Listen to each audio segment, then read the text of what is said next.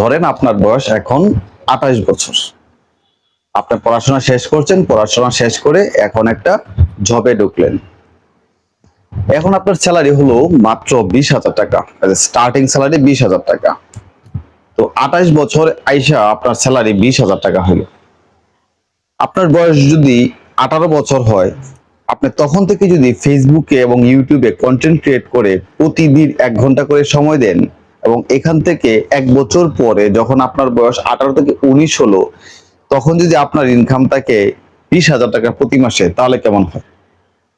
হ্যাঁ, ঠিক এই কাজটাই আপনি ফেসবুক এবং ইউটিউব থেকে করতে পারবেন খুব সহজে। যখন আপনি ইন্টারমিডিয়েট পড়েন, তখন থেকে আপনি কন্টেন্ট ক্রিয়েটর হয়ে যান, একদম কাজ শুরু করে দেন ফেসবুক এবং ইউটিউবে। আপনি দেখবেন যখন আপনার বয়স 28 বছর হবে অথবা 26 বছর হবে, আপনার গ্রাজুয়েশন কমপ্লিট হবে, আপনার 20,000 টাকা বেতনের